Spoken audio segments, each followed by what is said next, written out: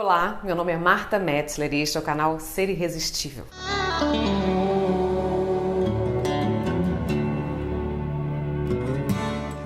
A gente vai conversar sobre esse atributo que é tão importante para todos os profissionais que de algum modo precisam se apresentar, que é ser irresistível. Tudo que a gente vai falar aqui, as ideias, as reflexões, são fruto dos meus estudos teatrais. Eu me formei atriz, dou aula para atores e não atores, trabalho com pesquisa em história do teatro brasileiro, mas, sobretudo, eu sou uma pessoa que observa e pensa a vida com esse olhar teatral. O teatro não é o meu projeto de vida. Meu projeto de vida é viver mesmo. Mas o teatro é meu modo de ver e de pensar a vida. E acho que, sinceramente, ele pode transformar verdadeiramente a vida pessoal e social e torná-las muito melhores. Eu vou explicar como e por quê.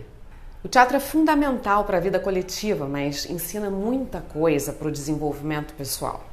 E não só para atores, a gente vai falar ainda aqui muito sobre teatro e eu vou mostrar por que uma sociedade minimamente desenvolvida não pode viver sem teatro. Mas hoje eu vou explicar o que motivou a criação deste canal. Afinal, o que é ser irresistível e como eu cheguei a esse conceito?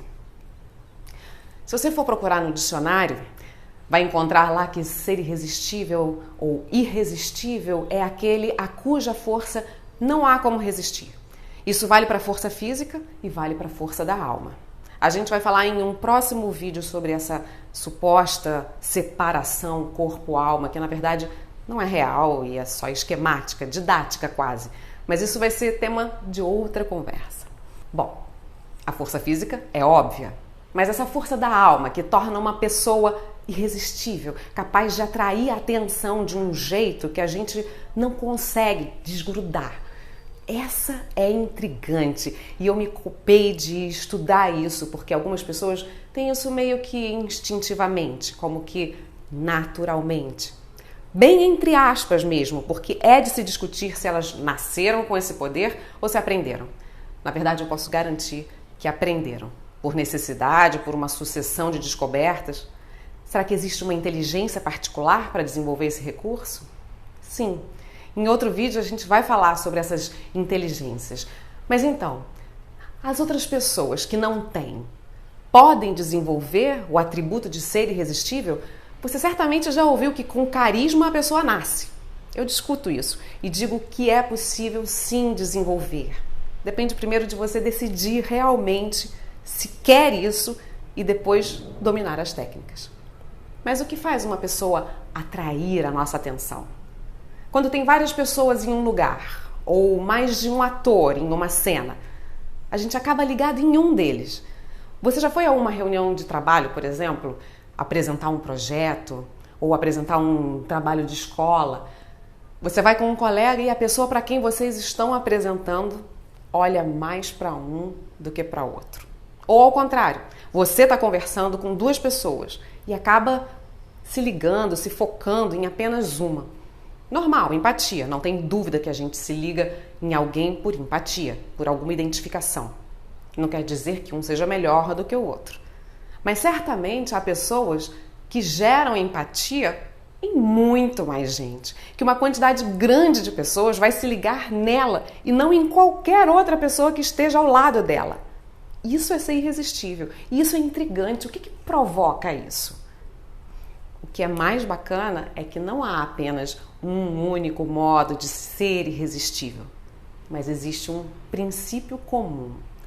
E o que eu venho observando é que esse princípio comum, posso afirmar, é estar em movimento. Mas que movimento? O movimento externo, em geral, distrai. Se você gesticula demais, seja presencialmente, seja em vídeo, por exemplo, você distrai o seu interlocutor. A pessoa está vendo você e perde o foco no que você quer expressar. O movimento que atrai o interlocutor ou o espectador é um movimento interno. E eu vou dar o exemplo de duas atrizes que me fizeram entender bem isso, vendo-as em cena. A primeira é uma atriz bastante experiente de uma companhia internacional de teatro, que esteve no Brasil algumas vezes e há alguns anos, quando essa companhia esteve aqui, além de assistir a essa atriz em cena, eu pude ouvi-la também em uma palestra e ela tinha uma cena no espetáculo que a única coisa que ela precisava fazer era cruzar o palco, sem dizer nada. Ela então criou para si uma justificativa interna, inventou que estava caçando borboletas. E ela atravessava o palco desse modo, em atitude de caçar borboletas. Parecia que ela estava realmente se divertindo muito com aquilo, que muitas coisas estavam acontecendo diante dela enquanto ela desempenhava aquele gesto simples que era se deslocar. E era impossível não prestar atenção nela, porque ela era intrigante. Veja, o espetáculo não tinha nada a ver diretamente com essa justificativa interna que ela criou. Mas ao vê-la em cena, era como se um mundo inteiro estivesse fervilhando naquela atriz. A cena tinha vários outros atores no palco, havia um monte de coisas acontecendo, muitas imagens, e ela trazia mais aquele elemento pulsante que a gente não sabia o que era. Eu só soube que ela imaginava caçar borboletas quando eu a ouvi contar sobre o seu processo de criação na palestra, que deu dias depois. Mas era absolutamente irresistível. O outro exemplo é o oposto disso.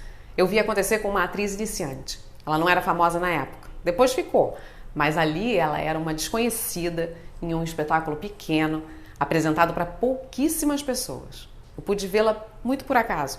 E ela era incrível, era impossível tirar os olhos dela, porque enquanto ela atuava, parecia que ia aprontar alguma a qualquer momento.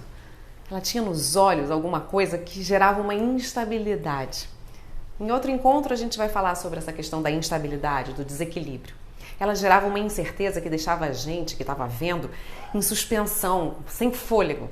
Era uma cara de gaiata, sabe? Que na verdade não contribuía em nada para a cena, ao contrário. Mas me ajudou a perceber de outro ângulo esse atributo de ser irresistível. Também um mundo se passava por ela e era intrigante. Portanto, movimento interno, coisas acontecendo, ser pulsando, pensando, vibrando. Uma fazia intuitivamente, a outra pela técnica. A intuitiva me fez perceber claramente o processo, mas o resultado acabava jogando contra o espetáculo. A que fazia pela técnica conseguia o mesmo efeito de atração, mas trabalhava a favor da equipe. E é isso que eu venho pesquisando e trabalhando com os participantes dos workshops. E vou dizer, é bonito demais a gente ver a transformação acontecendo. Por hoje a gente fica por aqui. Beijo!